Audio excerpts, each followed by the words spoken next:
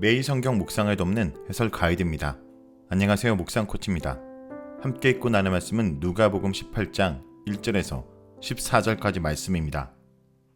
누가복음 18장 1절에서 8절은 기도를 계속해서 하고 포기하지 말아야 되는 이유에 관한 비유입니다. 이 비유의 끝은 인자가 올 때에 관해 언급하므로 17장 22절에서 37절과 연관되어 재림의 지연을 다룹니다. 이 비유는 재림이 비록 지연되는 것처럼 보여도 반드시 올 것임을 가르칩니다. 누가복음 18장 9절에서 14절에 담긴 비유는 자기 의를 확신하고 남을 업신여기는 태도를 경계합니다. 우리는 자기가 의롭다고 생각에 사로잡히는 것을 주의해야 합니다. 먼저 1절에서 8절에 읽겠습니다.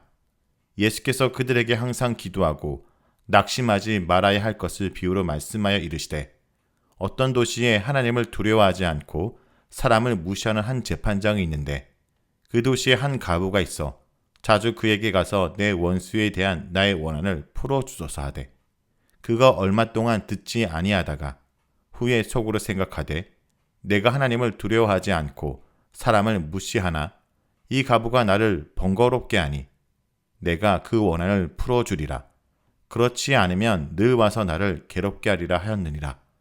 주께서 또 이르시되 불의한 재판장이 말한 것을 들으라. 하물며 하나님께서 그 밤낮 부르짖는 택하신 자의 원한을 풀어주지 아니하시겠느냐. 그들에게 오래 참으시겠느냐. 내가 너희에게 이르노니 속히 그 원한을 풀어주시리라. 그러나 인자가 올 때 세상에서 믿음을 보겠느냐 하시니라. 1절에서 8절은 집요한 가부의 비유입니다. 1절에서 8절은 집요한 가부가 판사에게 집요하게 요청하여 원한을 푸는 내용을 담고 있습니다. 이 비유를 마치시고 예수님께서는 그러한 인자가 올 때 세상에서 믿음을 보겠느냐고 말씀하십니다. 이 말씀은 이 비유의 해석의 단서를 제공합니다. 이 비유가 강조하는 집요한 기도를 가능하게 하는 것이 믿음입니다. 믿음은 집요함을 특징으로 하므로 기도에 적용되면 꾸준히 기도함으로 나타납니다. 불의한 판사라도 집요한 요청에 마침내 응답합니다. 의로운 재판관이신 하나님은 신자의 꾸준한 기도에 더더구나 응답할 것이며 늦지 않게 응답하실 것입니다. 8절이 언급하는 믿음이란 단어는 1절이 말하는 꾸준한 기도와 병행됩니다. 8절은 1절과 처음과 끝이 유사한 구조인 수미상관을 이룹니다. 누가복음에서 믿음이란 단어는 종종 집요함을 내포합니다. 5장 20절에서 이것을 집요함과 발상의 전환을 가리키며 8장 45절에서는 옷가에 손만 대어도 낫는다는 확신으로 장애물을 극복하고 실천에 옮긴 집요함을 뜻합니다. 18장 42절에서는 장애물을 극복하는 집요함을 가리킵니다. 이러한 용례들은 집요함이 믿음의 중요한 특징임을 알려줍니다. 믿음은 집요함으로 표현되는데 특별히 기도에 관해서 그러합니다. 믿음을 가진 자는 하나님께 집요하게 간구합니다. 특히 억울한 일을 신원해 달라고 간구합니다. 하나님의 정의로운 재판을 구하는 기도를 합니다. 성도들이 당하는 억울한 일을 가지고 하나님께 나아가고 아뢰고 이 문제를 정의롭게 판단해 달라고 간구합니다. 예수님께서는 하나님께서 머지않아 응답하실 것임을 분명히 하십니다. 하나님께서 그 밤낮 부르짖는 택하신 자들의 원한을 풀어주지 아니하시겠느냐. 그들에게 오래 참으시겠느냐. 내가 너희에게 이르노니 속히 그 원한을 풀어주시리라. 하나님은 기도하는 성도들이 오래 기다리게 하지 않으시고 원한을 풀어주십니다. 하나님의 심판은 느린 듯 하지만 실은 속히 옵니다. 하나님의 심판은 때로 없는 것 같지만 반드시 오고야 맙니다. 이것은 예수님의 말씀이 보증하는 바입니다. 하나님께서는 신속하게 응답하십니다. 그렇다면 응답을 받지 못하는 이유는 기도하지 않는 사람들에게 있습니다. 간구하지 않기 때문에 응답받지 못하는 것입니다. 간구하지 않는 이유는 믿음이 없기 때문입니다. 하나님이 계신 것을 믿지 않거나 간구하는 집요함이 없기 때문입니다. 예수님께서는 세상 끝날에 이러한 믿음을 세상에서 찾아보기 힘들게 될 것임을 예언하십니다. 인자가 올 때 세상에서 믿음을 보겠느냐라고 8절에 말합니다. 우리가 집요하게 기도하여도 원하는 것을 받지 못할 수도 있습니다. 그 이유는 성도의 신원을 위하여 기도하는 경우가 아니기 때문일 것입니다. 성도가 당하는 불의를 호소하며 억울함을 풀어달라는 기도를 하는 것이 아니라 욕심을 채워달라고 기도하기 때문입니다. 이런 기도는 잘못 간구하는 것이므로 하나님의 공의와 무관합니다. 정의로운 재판관이신 하나님께 우리는 억울한 일을 아뢰며 공의로운 판결을 통해 원한을 풀어달라고 호소해야 됩니다. 기도를 우리의 욕심을 채우는 도구로 활용하는 것까지 공의로운 하나님께 용납하시라고 기대해서는 안 됩니다. 하나님께서는 그러한 기도를 들어주시기도 하지만 거부하기도 하십니다. 둘 다 하나님의 주권적이고 공의로운 판결이므로 어느 경우든지 하나님의 응답을 받는 것입니다. 다음은 9절에서 14절입니다. 또 자기를 의롭다고 믿고 다른 사람을 멸시하는 자들에게 이 비유로 말씀하시되 두 사람이 기도하러 성전에 올라가니 하나는 바리새인이요 하나는 세리라.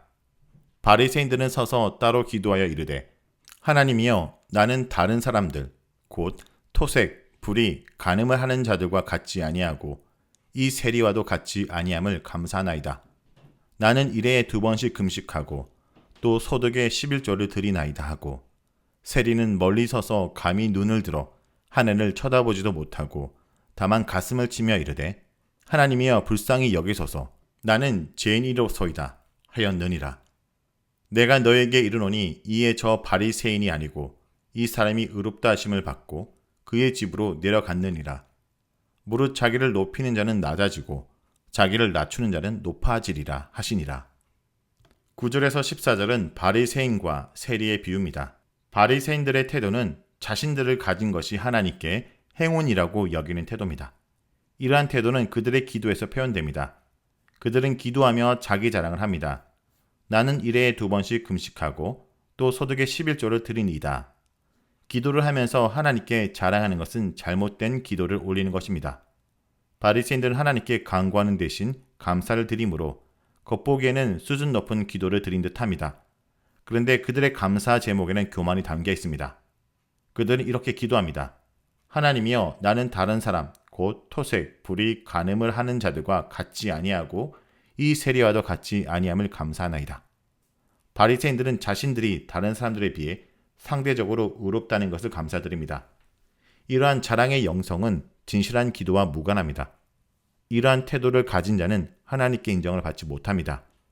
이러한 바리새인들의 문제가 무엇일까요? 그들은 자기들을 상대적으로 의롭다 여기며 교만에 빠져 있었습니다. 그러한 교만은 심지어 하나님께 나아와 기도할 때도 그들을 유지되었습니다. 하나님께 나아오며 하나님의 거룩하심 앞에 자신을 비추어 보며 자신이 죄인임을 발견하게 되는 것이 정상입니다. 그런데 바리새인들은 하나님께 기도하러 나와서도 하나님을 만나지 못하고 자신을 세리와 비교하고 있습니다. 그러한 비교 속에서 자신이 상대적으로 의롭다고 느끼며 하나님께 자랑하고 있습니다.